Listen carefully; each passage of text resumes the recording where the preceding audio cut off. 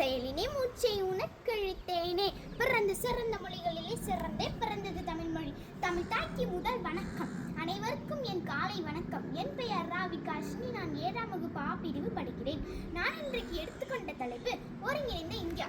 பன்முகத்தன்மைக்குள் ஒருமைப்பாடு கொண்டது நமது இந்திய நாடு.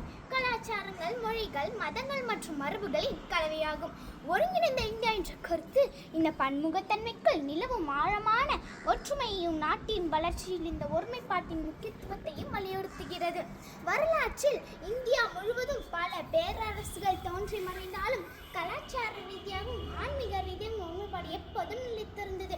சிந்து சமவெளி நாகரிகத்தில் தொடங்கி மௌரியர்கள், குப்தர்கள், முகலாயர்கள் மற்றும் பிரிட்டிஷ் ஆட்சி வரை வெவ்வேறு காலகட்டங்களில் இந்தியாவின் பல பகுதிகள் ஆளப்பட்டாலும் அடிப்படை இந்திய அடையாளமும் கலாச்சார பெயர்களும் தொடர்ந்து கொண்டே இருந்தன.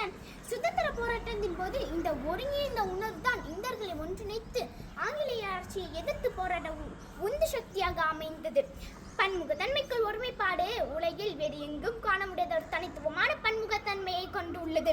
நூற்றுக்கணக்கான மொழிகள் பேசப்படுகின்றன, பல மதங்கள் பின்பற்றப்படுகின்றன, பல்வேறு வகையான உணவு பழக்க வழக்கங்கள், ஆடைகள் மற்றும் பண்டிகைகள் உள்ளன. இந்த பன்முகத்தன்மை இந்தியாவின் பலம்.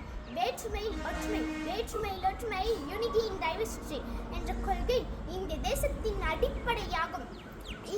வெவ்வேறு சமூகங்கள், இனம், மொழி, மத வேறுபாடுகளை தாண்டி இந்தியர்கள் என்ற உணர்வோடு நாம் அனைவரும் இணைந்து வாழ்கிறோம். ஒருங்கிணைந்த இந்தியா